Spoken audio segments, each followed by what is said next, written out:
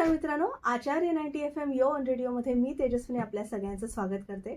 मित्रांनो, आजच्या आपल्या सेलिब्रिटी शोमध्ये आपण आमंत्रित केलं आहे श्री संतोष लिंबोरे पाटील सर यांना. संतोष सर, तुमचं खूप खूप स्वागत आहे आमच्या आचार्य 90 FM स्टुडिओमध्ये. सरांना आम्ही प्रेमाने आबा म्हणतो. तर आबाची थोडक्यात ओळख करून देते. पत्रकार आहेत, ते निवेदक आहेत आणि स्वरिता आर्टचे ते निर्माते आहेत. तसंच स्वरसाक्षी प्रतिष्ठान ह्या सामाजिक संस्थेकडे काम सुद्धा सर पाहत असतात. आणि मुख्य म्हणजे लावणी महासंघ, लावणी कलावंत महासंघाचे ते अध्यक्ष आहेत. तसंच महाराष्ट्र शासनाचा वृद्ध कलावंत मानधन निवड समितीवर सर एक महत्त्वाचे सदस्य म्हणून काम पाहतात.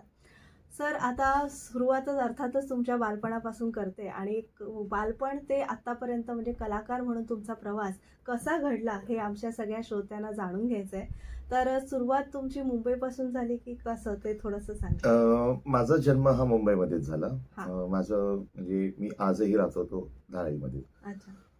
धारावीमध्येच माझं बालपण झालं आणि आजपर्यंत जी वाटचाल चालू आहे ती धारावीमध्ये झालेली आहे. माझा जन्म हा मुंबईत झाला. मुंबईत आई वडील हे वारकरी संप्रदायातले, संपूर्ण परिवार म्हणजे 3 बहिणी, आई वडील असा आमचा परिवार. वडील मिल कामगार, आई गृहिणी आणि घरची परिस्थिती खूपच म्हणजे आमची हालाकीची होती. त्यामुळे वडील मिल कामगार जरी असले तरी आई आणि आमच्या 3 बहिणी आणि आम्ही सगळे जरा घरात कामं करायचो. म्हणजे त्यावेळी धारावी म्हणजे छोटे छोटे रोजगार असायचे. तिथे मणी आणि राख्या असं बनवलं जायचं. आणि माझा जो जन्म झाला तो अशा धारावीमध्ये झाला की ज्या धारावीमध्ये कॉस्मोपॉलिटन आपण म्हणू शकतो, मिनी भारत, जिथे सर्व धर्मीय आहेत. अशा सर्व धर्मियांच्या मध्ये माझा जन्म झाला. आणि माझा जो जन्म झाला तिथे श्री विठ्ठल रुक्माई मंदिर म्हणजे वारकरी संप्रदायाचं ठिकाण. त्यामुळे आपोआप माझ्यावर आहे ना, म्हणजे वारकरी संप्रदायाचे आपण म्हणू शकतो की परंपरा संस्कार झाले. आणि मी जन्मलो त्याच वेळी जन्मल्यात माझ्या गळ्यामध्ये वारकरी संप्रदायाची माळ घातली गेलेली आहे. त्यामुळे आपोआप रोज मंदिरामध्ये जाणं, मंदिरामध्ये गेल्यामुळे भजनाची गोडी निर्माण झाली. मग तिथे पखवाज असायचा, तो पखवाज वाजवायला सुरुवात केली. म्हणजे आपोआप माझी म्हणतात ना संगीताची गोडी कुठे लागली असेल तर ती त्या मंदिरात लागली. भजन करता करता मग नंतर मग पथनाट्य असू द्या, नाटक असू द्या, मालिका वगैरे असू द्या, आणि तिथून पुढचा जो प्रवास जो सुरू झाला, संगीतमय असू द्या, अभिनयाचा असू द्या, ती पाळमुळे त्या तिथे रुजली गेली. त्यामुळे या कला क्षेत्राकडे मी आपोआप वळलो गेलो. अच्छा. आणि नंतर मग शाळा कॉलेजमध्ये सुद्धा तुम्ही सांस्कृतिक कार्यक्रमांमध्ये सहभागी झाला असाल, तर त्या काही शाळेच्या किंवा कॉलेजच्या आठवणी असतील तर? माझं शालेय शिक्षण हे साधना विद्यालय सायन या ठिकाणी झालं. आणि खऱ्या अर्थाने जसं आपण म्हणू शकतो की बीज रोवलं गेलं विठ्ठल मंदिरात धारावीमध्ये, तसं शाळेमध्ये असताना माझ्या कलागुणांना खूप वाव मिळाला. साधना विद्यालय सायन या ठिकाणी असताना नाटक असू द्या, गायन असू द्या, वक्तृत्व स्पर्धा असू द्या, जनरल नॉलेजच्या स्पर्धा असू द्या, या सगळ्यामध्ये मी हिरिरीने भाग घ्यायचो. आणि हे सगळं करायला मला खूप आवडायचं. म्हणजे शाळेतलं एकही असं गॅदरिंग सोडलं नाही की ज्या गॅदरिंग मध्ये माझा परफॉर्मन्स झाला नाही. त्यावेळी चिमणराव गुंड्या भाऊ ही मालिका असायची, त्या मालिकेतलं पात्र म्हणजे गुंड्या भाऊ हे पात्र मी केलं होतं. त्यानंतर तुम्हाला सांगतो मोरूच्या मावशी मधलं भैया हे पात्र मी त्यावेळी केलं होतं.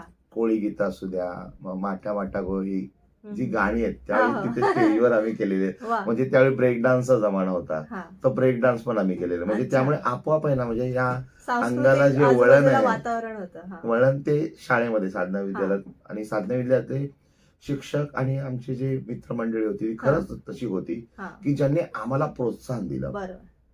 म्हणजे विविध स्पर्धा असायच्या, त्या स्पर्धांमध्ये पण आम्ही जायचो. मग RSP होता, RSP मध्ये असायचो. सामाजिक विषयामध्ये वेगवेगळे जे तिथं उपक्रम चालायचे त्याच्यामध्ये सामील व्हायचो. आणि सगळ्यात महत्वाचं म्हणजे हस्ताक्षर सुंदर असल्यामुळे साधना विद्यालयातले बोर्ड लिहिण्याचं काम मला दिलं जायचं. याची मला आवड तिथे ती जोपासली गेली.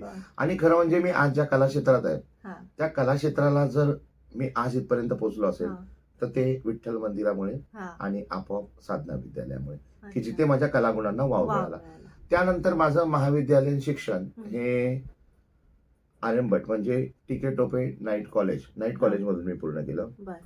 TK. Tope night college Parel या ठिकाणी झालं.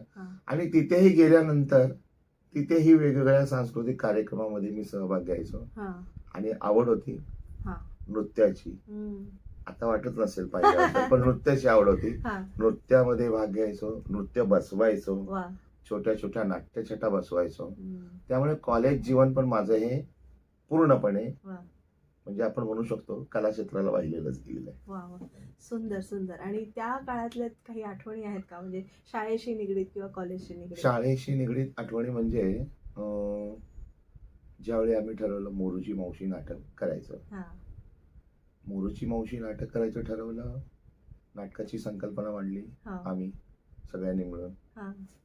पण मावशी करायला कोणच तयार होत हा. नव्हतं. कारण की मावशी झालो तर सगळे चिडवतील. हो. कारण की मावशी म्हणजे बाई बनायचं, बरोबर. कोणी तयार होईना. हा. आमचे एक मित्र आहे कुंदन म्हणून, हा. त्याने आयुष्यात कधी नाटकात काम केलं नव्हतं. अच्छा. गोंडाच होता दिसायला. हा. त्याला म्हटलं बघ तू मावशीचा रोल कर, आपल्याला 15 मिनिटाचं नाटक आहे. हा. त्या शाळेमध्ये आपल्याला 15 मिनिटं दिली जायची. बरोबर. हो. 15 ते 20 मिनिटं आपल्याला करायचं आहे. हा.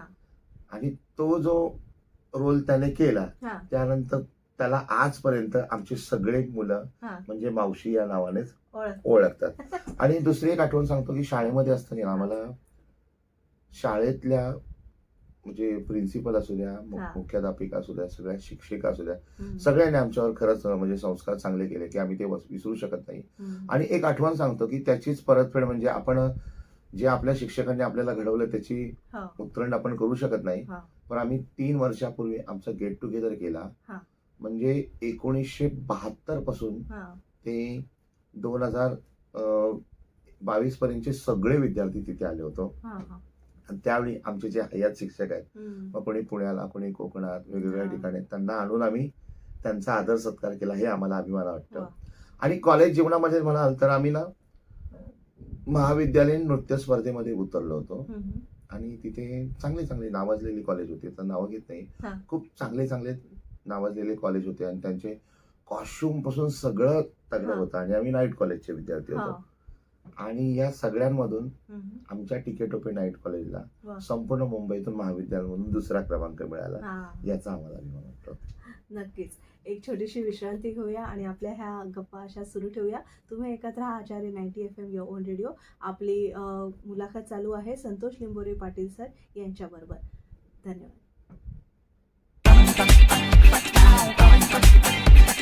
आचार्य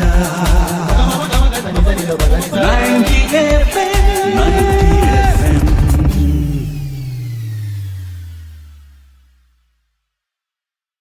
त्यानंतर आपल्या सगळ्यांचं पुन्हा एकदा स्वागत. तुम्ही ऐकत आहात आचार्य 90 FM आणि आपण आज सेलिब्रिटी शो मध्ये आमंत्रित केलं आहे संतोष लिंबोरे पाटील सर यांना, जे पत्रकार, निवेदक आणि स्वरिता आर्टचे निर्माते तसंच लावणी कलावंत महासंघाचे अध्यक्ष आहेत. सर, आता आपण तुमच्या पुढच्या टप्प्याकडे येऊया आयुष्यातील, आणि तो म्हणजे महत्त्वाचा टप्पा की तुम्ही नेमकं व्यावसायिक रंगभूमीवर तुमचं पदार्पण केव्हा झालं. म्हणजे आपल्या शाळा कॉलेजमध्ये स्पर्धा होतात किंवा आपल्या राज्यनाट्य स्पर्धा होतात, तर तुम्हाला त्याची आवड कधी निर्माण झाली? शालेय जीवनामध्ये अनेक नाट्यछटांमध्ये कामं केलं, नृत्यामध्ये सहभाग घेतला. हा. कॉलेज जीवनामध्ये देखील अनेक हा. नाट्यछटांमध्ये कामं केलं. त्यानंतर अनेक पथनाट्यांमध्ये देखील कामं केली आणि अनेक पथनाट्य बसवली. हा. कॉलेज जीवनामध्ये असतानाच म्हणजे मी 11वीला असतानाच आम्ही पथनाट्य बसवली होती. हम्म. आणि त्यावेळी एड्स कंट्रोल संस्था जी वडाळ्याला आहे त्यांच्या माध्यमातून पथनाट्य घेतली जायची हा. जनजागृतीची. त्यावेळी म्हणजे मी 11वीला असताना म्हणजे खऱ्या अर्थाने मी रंगभूमी म्हणजे व्यावसायिक रंगभूमीशी निगडीत दिलो, कारण की आम्ही पथनाट्य केल्यामुळे आम्हाला त्यावेळी मानधन हा. मिळालं होतं, म्हणजे आपोआप म्हणजे व्यवसायाकडे जोडलं गेलो. हा. परंतु खऱ्या अर्थाने माझी जी सुरुवात झाली रंगभूमीवर हम्म. ती 14वीला गेल्यानंतर माझे मित्र आहेत शैलेश म्हणून, त्यांनी एक सगळं कसं टकाटक हे नाटक लिहिलं होतं. हम्म. त्या नाटकामध्ये मी पहिल्यांदा काम केलं आणि ते नाटक व्यावसायिक रंगभूमीवर आलं. ते माझं वा. पहिलं नाटक, वा. सगळं कसं टाकाटक. हम्म. माझे मित्र संतोष कोपडे त्यांनी ते प्रोड्यूस केलं होतं. हम्म. आणि त्यावेळी खरं म्हणजे आम्ही सगळे हौशी होतो आणि आमच्यामध्ये एक कला होती, ती कला दाखवण्याची आम्हाला संधी पाहिजे होती आणि ती सगळं कसं टाकाटक या नाटकाच्या माध्यमातून व्यावसायिक रंगभूमीवर आली. हम्म. अनेक प्रयोग झाले. त्यानंतर आमचे मित्र संतोष कोपडे यांच्या वनवाला प्रोडक्शनच्या माध्यमातून हा. दिल्लीची किल्ली हे नाटक देखील आलं. त्याच्यामध्ये अनेक नामांकित कलाकार होते. हम्म. म्हणजे आत्ताचे सांगू शकतो की किशोर चौगुले होते, मयूर खांडगे होते, असे नावाजलेले नाटक होते. आणि ते नाटक ज्येष्ठ नाटककार अर्थात हा. मच्छिंद्र मोरे यांनी लिहिलं होतं. हा. अशी सगळी भरगच्च टीम होती त्यावेळी हा. त्याच्यामध्ये. अशा पद्धतीने माझा रंगभूमीवर प्रवास सुरू झाला. त्यानंतर अनेक पथनाट्य म्हणजे अनेक राजकीय पथनाट्य असतील, जनजागृतीची पथनाट्य असतील, हा. ती आम्ही केली. अच्छा. आणि व्यावसायिक रंगभूमीशी अशा पद्धतीने मी निगडीत गेलो. नाटकांमध्ये जास्त काही कामं करता नाही आली, कारण की अभिनयाचा पिंड असला तरी माझ्यामध्ये एक कौशल्य जडलं होतं, ते म्हणजे मॅनेजमेंटचं, निर्मितीचं. हा. त्यामुळे आपोआप तिकडे वळलं गेलो. मग मॅनेजमेंट अनेक नाटकांच्या केल्या, हा. अनेक संस्थांच्या केल्या हम्म. आणि आपोआप मग ते निर्मितीचं कौशल्य असल्यामुळे मग निर्मिती संस्थेकडे वळलो. हा. सुरुवातीला श्री विठ्ठल कला मंचाच्या माध्यमातून निर्मिती केली. त्यानंतर पुढे गेल्यानंतर मुलीच्या नावाने संस्था म्हणजे स्वरिता आर्ट हा. अशी संस्था सुरू केली, जी आजपर्यंत चालू आहे. हा. आणि अनेक पथनाट्य, अनेक नाटकं हा. करता करता मग मी म्युझिकल इंडस्ट्रीशी जोडलो गेलो, की जे आजपर्यंत आज तागायत आहे. हो. ऑर्केस्ट्रा असू द्या, लावणी असू द्या, हा. या सगळीकडे आपोआप वळलो गेलो. नक्कीच. आणि सर मला असं, आपण स्वतः कलाकार आहोत त्यामुळे आपण कलाकारांच्या म्हणजे आपल्या सहकलाकारांच्या भावना जाणू शकतो, त्यांना काय कष्ट होतात ते आपल्याला जाणवू शकतो आपण, आणि त्यांच्यासाठी आपण अधिक चांगलं काय करू शकतो. म्हणजे आज जे संतोष लिंबोरे पाटील हे जे ब्रँड नेम झालेलं आहे आपल्या मनोरंजन क्षेत्रात किंवा आपल्या संगीत क्षेत्रामध्ये, त्याच्यामागे तुमची जिद्द, तुमची चिकाटी, मेहनत आणि आत्तापर्यंत घेतलेले कष्ट हे त्याचं सार आहे तुमच्या जीवनाचं.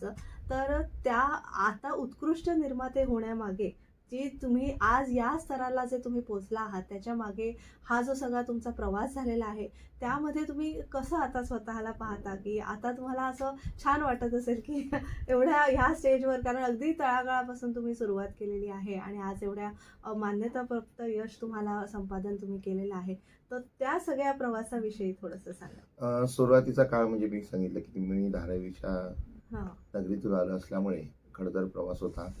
पण माझे आई वडील, माझ्या 3 बहिणी यांनी मला खूप सहकार्य केलं. त्यानंतर परिवारातील सदस्यांनी, मिसेसनी वगैरे सदस्य, त्यांनी खूप सहकार्य केलं. आणि आयुष्याच्या या वाटेवर असताना माझे जे पार्टनर आहेत, नम्रताजी वेसेकर, आणि माझे खास मित्र म्हणजे संजयजी धुमाळ, रवींद्र डोईफोडे, असे जे मित्र आहेत की ज्यांनी मला खरंच सहकार्य केलं. म्हणजे एक काळ होता की मी जॉबला होतो आणि जॉब सोडला आणि मी फुल टाइम ह्या क्षेत्राकडे वळलो. त्यावेळी खूप बाकी प्रसंग आले. प्रसंग असे आले की घरामध्ये त्यावेळी आपण म्हणू शकतो की डाळ खिचडी खाऊन आपण दिवस काढलेले. आणि अशा वेळी नम्रताजी वेसरीकर असतील, त्यांचा परिवार, मित्र संजयजी धुमाळ, रवींद्र डोईफोडे, अशी मंडळी, आणि माझे परिवारातील 3 बहिणी आणि आई वडील. वडील तर माझे लवकरच हे झाले, पण आई यांनी मला पूर्ण पाठिंबा दिला. आणि त्यानंतर ज्यावेळी मी या इंडस्ट्रीमध्ये आलो, इथे पाहिलं की ज्या दिवशी आपण प्रयोग करणार, त्याच दिवशी कमवणार, त्याच दिवशी जे मिळणार मानधन, त्याच्यावर आपलं घर चालणार. इथे कसं आहे, आपल्या या कला क्षेत्रामध्ये मिळाला तर सोन्याचा हंडा, नाही तर मग मडकं. मग किती दिवस आपण घरी बसून राहू शकतो हे माहित नाही. आणि मग असेच प्रसंग आपण पाहिले अनेक वेळा की कलाकारांच्या खूप हालापेष्टा होत असतात, कलाकारांचे खूप प्रसंग येतात. असाच एक प्रसंग झाला की एक मुलगी जी होती, तिचे आई वडील 15 दिवसाच्या आत वारले, पण तिच्याकडे पैसाही नव्हता, आई वडिलांचे अंत्यसंस्कार करायला देखील पैसा नव्हता. अशा वेळी आम्ही काही जण एकत्र आलो. म्हणजे त्याच्यामध्ये जयेश साळके, चंद्रकांत बारशिंगे, कविता घडशी वगैरे अशी मंडळी आहेत. अशी आम्ही जवळ आलो आणि ठरवलं की अरे, प्रत्येक वेळी आपण कोणाकडे हात पसरणार, कुठल्या ना कुठल्या गरजा असतात, त्या गरजांसाठी कुठे आपण प्रत्येकाकडे हात पसरणार. आणि त्याच वेळी एक संकल्प पूर्ण झाला आणि या आमच्या सगळ्यांच्या प्रयत्नातून, सगळ्यांच्या पाठिंब्यातून लावणी कलावंत महासंघाचा जन्म झाला. आता 9 वर्ष पूर्ण होऊन आम्ही 10व्या वर्षात पदार्पण केलेलं आहे. आणि या लावणी कलावंत महासंघाचा जन्म झाल्यानंतर सभासद नोंदणी सुरू झाली. आणि मग लावणी कलावंत महासंघाचे जे सभासद झाले, त्यांना आर्थिक मदत करणं, औषधोपचारासाठी मदत करणं, त्यांच्या सुरुवातीला आम्ही विमा पॉलिसी काढली. असे आम्ही एकमेकाला सहकार्य करू लागलो. अनेक हितचिंतक आहेत, अनेक देणगीदार आहेत. त्यात उल्लेख मी नक्कीच करेल की यशवंत जाधव, यामिनी जाधव आणि चारुशीला गुलम अशी मंडळी आहेत की ज्यांनी आम्हाला नेहमी सढळ हस्ते सहकार्य केलं. त्यामुळे लावणी कलावंत महासंघ आज इथपर्यंत पोहोचला. आणि आज आम्ही काय केलं की लावणी कलावंत महासंघ स्थापन झाल्यानंतर नाटक कलाकारांना सन्मान मिळतो, चित्रपटवाल्यांना सन्मान मिळतो, पण या लोककलावंतांना सन्मान मिळत नाही. हा. म्हणून आम्ही त्याच वर्षापासून लावणी गौरव पुरस्कार सुरू केला वा. की ज्यांनी आपलं आयुष्य या लोककलेमध्ये घालवलेलं आहे. हम्म. अशा अनेक लोककलावंत आहेत की की ज्यांचा कधीच सन्मान झाला नाही, हम्म. अशांचा सन्मान सुरू केला तो लावणी गौरव पुरस्काराच्या रूपाने. हम्म. मग दरवर्षी वेगवेगळे लावणी कलावंत महासंघाच्या माध्यमातून लावणी नृत्य स्पर्धा असू द्या, हा. त्यानंतर ती आणि तिची कला अशा स्पर्धा असू द्या, हम्म. वेगवेगळ्या स्पर्धा सुरू केल्या. नवरात्रीच्या 9 दिवसामध्ये नवशक्तींचा अवतार असतो, वा. तर नवरंगाची स्पर्धा, असे वेगवेगळे उपक्रम सुरू केले हम्म. की ज्या माध्यमातून कलाकारांचाही विकास झाला पाहिजे, हा. लोककलेचाही विकास झाला पाहिजे. हम्म. हा ध्यास लावणी कलावंत महासंघाच्या माध्यमातून हम्म. जी मी नावं घेतली हा. ती नावं प्रातिनिधिक स्वरूपात आहेत, हा. पण त्याच्या मागे म्हणजे संतोष लिंबोरे जरी असला हम्म. तरी त्याच्या पाठीमागे हे जे वलय आहे, त्यामुळे लावणी कलावंत महासंघाचा मी अध्यक्ष म्हणून कार्यरत राहू शकतो. हो, नक्कीच. आणि महाराष्ट्र शासनाचा जो विभाग आहे वृद्ध कलावंत मानधन निवड समिती, या समितीवर तुम्ही आहात, तर या मागे उद्देश काय आहे आणि त्याचं कसं एक कामकाज चालतं, किंवा तुम्ही वृद्ध कलाकारांसाठी किंवा इन जनरल सगळ्याच कलाकारांना, कोणाला घर नाही, कोणाला एक मानसिक उत्पन्न नाही आहे, अशा कलाकारांसाठी तुम्ही काय विशेष अशा उपाययोजना करता? वयोवृद्ध कलावंत मानधन समितीचा मी सदस्य म्हणून आहे. त्या ठिकाणी आपण महाराष्ट्र शासनाचे खरंच आभार मानले पाहिजेत की सुरुवातीच्या काळामध्ये खूप कमी मानधन दिलं जायचं. त्याच्यामध्ये 3 ग्रेड A, B आणि C. परंतु या 3 ग्रेडच्या माध्यमातून देखील जो वयाचे 60 वर्ष पूर्ण केलेला कलाकार आहे आणि आता 50 केलेला आहे, 50 केले, त्यामुळे गौरवास्पद आहे की असे कलाकार असतात त्यानंतर वय झाल्यानंतर त्यांना काहीही करता येत नाही आणि कलाकार हा सतत या रंगभूमीशी निगडीत असल्यामुळे तो कधी कामाकडे वळलेलाच नाहीये. मग अशा वेळी की ज्यावेळी त्याचं वय झालेलं असतं त्यावेळी त्याचा उदरनिर्वाह कसा चालावा यासाठी महाराष्ट्र शासनाने वयोवृद्ध कलावंत मानधन योजना केलेली आहे. या योजनेच्या माध्यमातून जे जिल्हास्तरीय जे कलाकार असतात त्यांना C ग्रेड असते, जे राज्यस्तरीय कलाकार असतात ज्यांनी राज्यस्तरावर चांगलं काम केलेलं आहे ते B ग्रेड मध्ये, आणि ज्यांनी राष्ट्रीय स्तरावर आणि जागतिक स्तरावर काम केलेलं आहे अशांना A ग्रेडच्या माध्यमातून मानधन दिलं जातं. मानधन जरी तुटपुंज असलं तरी हे मानधनाच्या माध्यमातून त्यांना मिळणारा तो पैसा आहे ते त्यांना त्यांच्या आयुष्य जगण्यासाठी कामाला येतो. आणि त्या समितीवर असल्यामुळे आम्हाला अनेक कलाकारांशी जवळीक साधता आली, त्यांचे प्रश्न आम्हाला सोडवता आले, याचा अभिमान वाटतो. त्यानंतर सर्वात महत्वाचा म्हणजे कोरोनाचा काळ आला.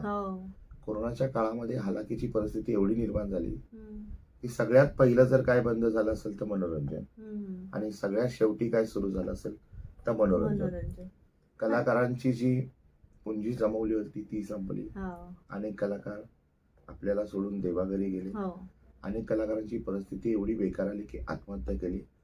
अनेक कलाकारांनी आपल्या जवळचं म्हणजे घर तर विकलं, त्यांनी गाड्या विकल्या, परंतु काही कलाकारांचं जे साधन असतं, कोणी ढोलकी विकली, कोणी हार्मोनियम विकली, ही परिस्थिती आली. त्यावेळी आम्ही लावणी कलावंत महासंघाच्या माध्यमातून शासन दरबारी अनेक अशा संस्था होत्या, निर्मात्यांच्या संस्था होत्या, कलाकारांच्या संस्था होत्या, तमाशा मालक होते, संगीत बारीवाले होते, सगळ्यांनी एकजुटीने शासन दरबारी प्रश्न मांडले की कलाकारांना काही ना काहीतरी द्यावं, कलाकारांचे प्रश्न सोडवावे. आणि आम्ही देखील त्यावेळी मागण्या केल्या की विठाबाई भाऊ मांग नारायणगावकर यांच्या नावाने कलाकारांची संस्था असावी.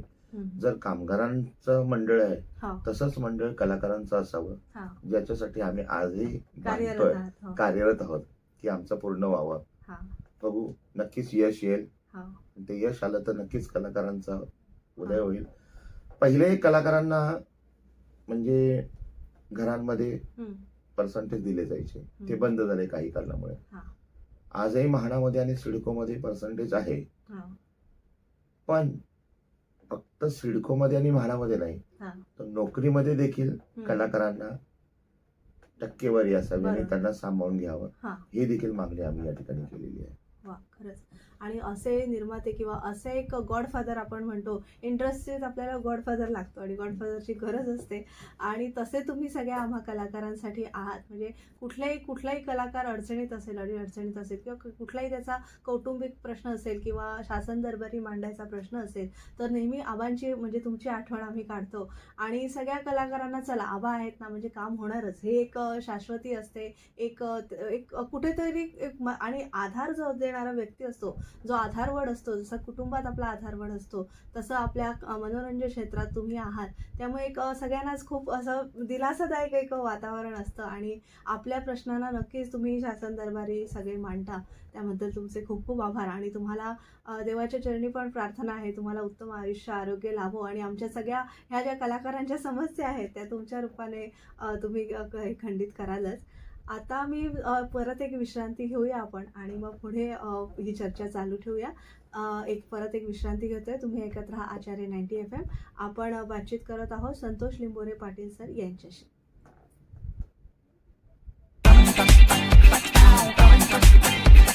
Acharya 90 FM 90 FM.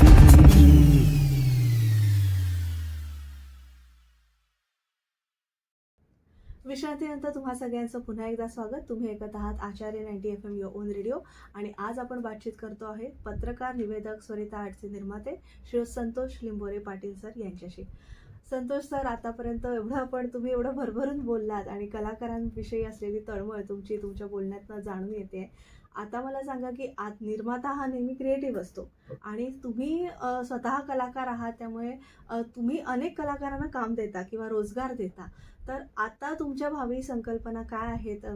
कुठल्या नवीन संकल्पना तुम्ही स्टेज शोच्या माध्यमातून किंवा एकंदरीतच या मनोरंजन सृष्टीसाठी किंवा आम्हाला मायबाप रसिकांसाठी तुम्ही कोणत्या कार्यक्रम आयोजले आहेत? खरं तर म्हणजे या क्षेत्रामध्ये याचा मला अभिमान वाटतो की लोकांचं मनोरंजन आपल्याला करता येत आहे. हा. म्हणजे आपल्या कलाकारांच्या बाबतीमध्ये सांगायचं हा. झालं तर मी तेजस्वीने जेवढं म्हणेल की आपल्याला अनेक दुःख असतात, हा. परंतु एकदा रंगमंचावर गेलो की फक्त रसिकांच्या सुखासाठी आपण असतो, येस, आपली दुःख आपण बाजूला ठेवतो. बरं. तसंच कलाकारांच्या आयुष्यामध्ये खूप प्रसंग येत असतात, परंतु एवढ्यावर मात करून तो कलाकार येऊन रसिकांचं मनोरंजन करतो.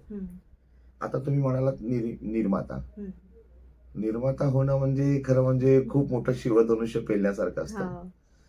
निर्माता झालो ते मी एक गोष्ट आवर्जून सांगतो, माझ्या आयुष्यातला प्रसंग की मी ज्यावेळी उतरलो त्यावेळी मला एकाने पाठबळ दिलं. दुसऱ्याच प्रयोगामध्ये त्याने पाठबळ काढून घेतलं. आणि अशी कंडिशन होती की त्यावेळी जवळ पैसा नव्हता, काही नव्हतं. त्यावेळी मग जवळचं सोनं वगैरे सगळं विकून, जे मी मगाशी नाव घेतलं नम्रताजी यांनी मला आर्थिक पाठबळ देऊन, माझ्या मित्रमंडळींनी आर्थिक पाठबळ दिलं. मी एकच म्हटलं की आपलं नाव खराब नाही झालं पाहिजे. पहिलं मानधन कलाकारांचं द्यायचंय, कारण त्या मानधनावर त्यांचं सगळं चालतं. त्यामुळे सगळं सोनं वगैरे विकून त्यानंतर पैसा जमून त्यांना त्यावेळी माझ्या मित्रमंडळींनी, संजयजी, रवीजी, त्यानंतर नम्रताजी यांनी मला सहकार्य केलं, माझ्या बहिणींनी, माझ्या आईने वगैरे.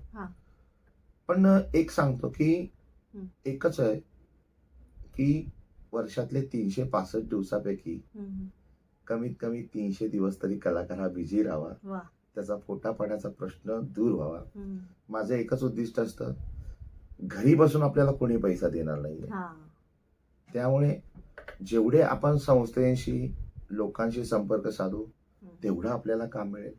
म्हणून मी अनेक मान्यवरांच्या संपर्कात असतो, अनेक संस्थांच्या संपर्कात असतो आणि काही ना काही करून ते काम निर्माण करत असतो की ज्या माध्यमातून मग तो ऑर्केस्ट्रा असू द्या, लावणीचा कार्यक्रम असू द्या, तो झाला पाहिजे.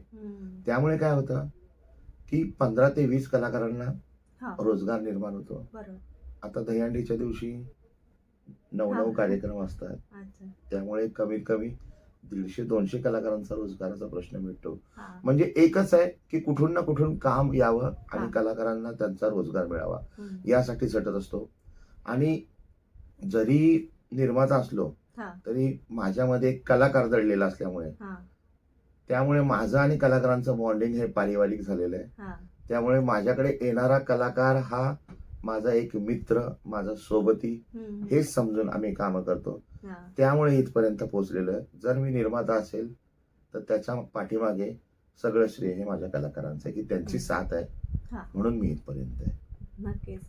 आता एक म्हणजे सगळ्यांना मार्गदर्शनपर तुम्ही थोडंसं माहिती द्यावी, कारण बालगंधर्वांपासून आपण बघतो आहे की अख्खं त्यांचं सगळं योगदान आहे रंगभूमीसाठी आणि त्यांना फार कष्ट झाले. म्हणजे एकेकाळी जो रंगमंच असा भरीव असा भरगस्त होता, असं सोन्याचे दागिने घालून सौभद्र वगैरे किंवा त्यांनी कृष्ण साकारला हो. होता आणि नंतर त्यांच्यावर एवढा म्हणजे असा घाला पडला की काळाचा घाला पडला असं आपण म्हणू की त्यांना सगळं काय म्हणतात ते खडतर आयुष्य त्यांना सामोरं जावं लागलं.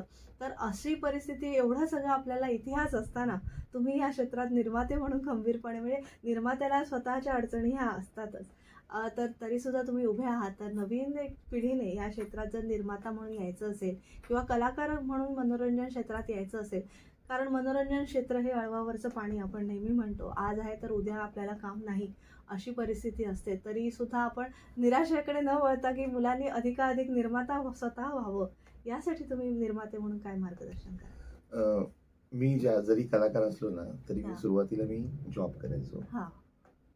जॉब करायचो. काम नोकरी म्हटलं की आपण सेफ हा, एक safe प्रकारे. असतं. पण म्हणतात ना तो अंगामध्ये किडा होता तो वळवळत राहतो की काय नाही मला इकडे. मी 2 वेळा जॉब सोडला, हा. या क्षेत्रात आलो, तरी पण जॉबकडे परत वळलो हा. आणि तिसऱ्या वेळी जो जॉब सोडला तो आज तागायत इथपर्यंत. अच्छा. खूप कठीण प्रसंग आले. हा. खूप लोकांनी मला सांगितलं अरे मूर्ख आहेस, हम्म. तू कुठे चाललायस, कुठल्या क्षेत्रात चाललाय, काय गरज आहे का, हा. तुझी परिस्थिती काय आहे आणि तू कुठे वळतोय. हा. पण म्हणतात ना ठेच लागल्याशिवाय हा. आपल्याला कळत नाही. बरोबर. सुरुवातीला ठेच लागली, हा. सुरुवातीला खूप वाईट प्रसंग आले, हा. सुरुवातीला खूप लोकांनी त्रास पण दिला. हम्म. पण आज बरं वाटतंय की ती जी ठेच लागली हम्म. त्याच्यामुळेच माझ्या यशाचं गमक हे आहे. येस. आणि आपण म्हणतो ना की निंदकाचे घर असावे शेजारी. हा. त्यावेळी निंदा झाली, हा. पण जे निंदा करणारे होते तेच आज माझा सन्मान करतात, वा. माझी स्तुती करतात, याचा अभिमान वाटतो. हम्म. आणि येणाऱ्या निर्मात्यांना आणि कलाकारांना एवढं सांगणं आहे, सगळं काही बनता येतं, सगळं काही करता येतं, हा. कलाकार बनणं खूप अवघड आहे. हम्म. त्याच्यासाठी खूप आपल्याला आत्मसात करावं लागतं. आणि हा. आत्ताच्या येणाऱ्या लोकांना एवढं सांगायचं आहे, गाणं गाता आलं म्हणजे गायक होता येत नाही हा. आणि बोलता आलं म्हणजे निवेदन करता येत नाही. त्यासाठी खूप परिश्रम करावा लागतं. आपण निवेदक आहोत, आपल्याला हा. किती वाचन करावं लागतं, गायकांना अभ्यास करावा रियाज लागतो, करावा वादकांना हो. सगळं रियाज करावा लागतो. हम्म. तर त्यांना ते सगळं काही कला आत्मसात करता येते, मग लोक त्यांना पसंतीची पावती देतात. हा. तसंच निर्मात्याचं आहे की हम्म. तुमचं कलाकारांशी नातं कसं आहे. तुम्ही तिथे फक्त बॉस आणि बॉसिंग करून चालत नाही. हम्म. जर तुम्ही बॉसिंग केली तर तो कलाकार आज तुमच्याकडे, तो परत तुमच्याकडे येणार नाही. हा. आता मी उदाहरण देईल, नम्रता आहे, विजय आहे, हो. जयेश आहे, गणेशजी आहेत, राजरत्न, अशी उदाहरणं काही देता येईल, हा. कविताजी आहेत, हा. ही वगैरे अशी सगळी, की आज आम्ही इथपर्यंत पोहोचलेलो आहे. हम्म. त्याच्या मागे हेच आहे की आमचं या सगळ्यांशी असलेलं नातं हा. हे निर्माता आणि कलाकार म्हणून नाही, तर एक परिवारातले सदस्य आहे म्हणून त्यांच्या साथीमुळे मी निर्माता झालो. हम्म. आणि निर्मात्यांना हेच सांगणं आहे की आपण पैसा देतो, ते काम हो. करतात हे उद्दिष्ट कधीच ठेवू नका. बरोबर. हा. ते त्यांचं योग्य काम करतात म्हणून हा, आपण त्यांना कामाचा मोबदला देतो. देतो. हा. बरोबर. म्हणून तुम्ही मोबदलाही असा द्या हा. की समोरचा कलाकार परत आपल्याकडे आला पाहिजे. हा. त्यामुळे कमवणं हे आपलं नक्कीच साधन आहे, बरोबर. निर्मितीतून आपल्याला नक्कीच कमवायचं आहे, हा. पण आपल्या कमाई मागचा हिस्सा त्यांनाही दिला पाहिजे हम्म. की ज्यांच्यामुळे आपल्याकडे कमाई होत असते. बरं. त्यामुळे हे नातं महत्वाचं आहे. हा. मग तो निर्माता असू द्या, कलाकार असू द्या हा. किंवा तंत्रज्ञ असू द्या, मग तो पडद्यामागचा हा. आपल्याला सहकार्य करणारा बॅकस्टेज आर्टिस्ट. आर्टिस्टही आपल्यासाठी हा. तो महत्वाचा आहे. म्हणून येणाऱ्या कलाकारांनाही हे सांगणं आहे, अभ्यास करा, रियाज करा. हा. आणि निर्मात्यांना सांगणं आहे की तयारी करा आणि मग निर्मितीतून उतरा. हम्म. सुरुवातीला नफा होणार नाही, प्रॉफिट होणार नाही. सुरुवातीला आपल्याला भांडवल गुंतवायचं आहे हा. आणि हळूहळू मग आपल्याला हम्म. त्यातून आपल्याला मोबदला कमवायचा हो. आहे. म्हणजे एखादं झाड लावण्यासारखंच आहे ते. हो. झाडाची जशी आपण मशागत करतो, लावतो आणि मग त्याला नंतर त्याची फळं फुलं आपल्याला आपल्याला एक- मिळतात. हो, नक्कीच. आणि सगळ्या रसिक प्रेक्षकांकडनं तुम्हाला पोचपावती मिळालेलीच आहे, सगळ्यांचा आबा म्हणून प्रेम आहे तुमच्यावर. तर हाच एक मोठा पुरस्कार आहे. आज संतोष लिंबोरे पाटील जो ब्रँड तुम्ही निर्माण केलेला आहे, तर आता हा जो पुरस्कार असला तरी तुम्हाला या क्षेत्रामध्ये बरेचसे पुरस्कार असे मिळाले असतील आणि पुरस्कारांना मोठेपणा तुमच्यामुळे मिळाला असेल की आबांना हा पुरस्कार मिळालेला आहे. तर त्या काही पुरस्कारांच्या नोंदी असतील तर थोड्याशा शेअर करा. हो, पुरस्कार तर अनेक म्हणजे हां. अनेक पुरस्कार मिळाले आहेत. पण आपण म्हणतो ना की तुम्ही आता सांगितलं की हो. आबा या इंडस्ट्रीतला आबा नावाचा जो ब्रँड आहे, हां. जो तुम्ही सगळ्यांनी दिलेला आहे, कलाकारांनी दिलेला आहे, हा सगळ्यात माझा मोठा पुरस्कार आहे जो हम्म. आबा आहे. हं, हं. आणि त्यानंतर म्हणाल तर अनेक पुरस्कार, अनेक सामाजिक संस्थांचे पुरस्कार मिळाले आहेत. हा. आपला सामाजिक न्याय विभागाचा पुरस्कार हं. जो डॉक्टर बाबासाहेब आंबेडकरांच्या नावाने या ठिकाणी प्राप्त झालेला आहे. हं, हं. अण्णाभाऊ साठे यांच्या नावाचे 2 पुरस्कार मला आजपर्यंत प्राप्त झालेले आहेत. वा.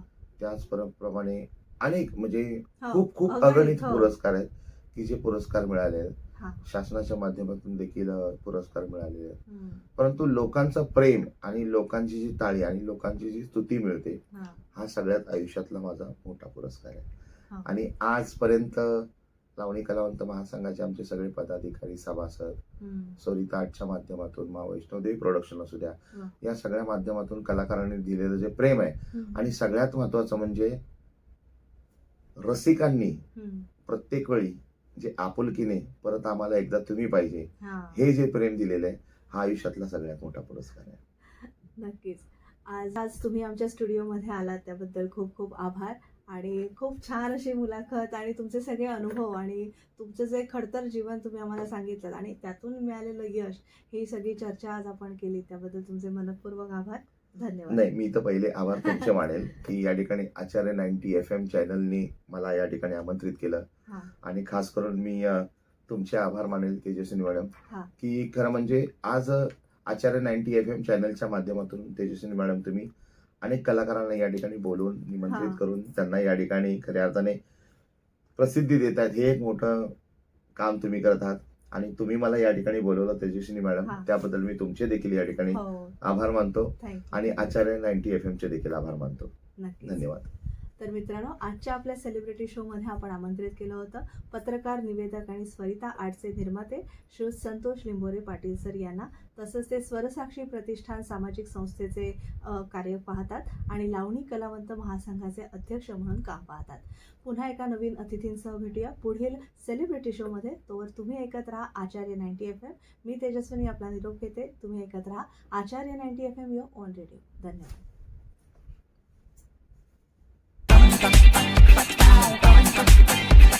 Acharya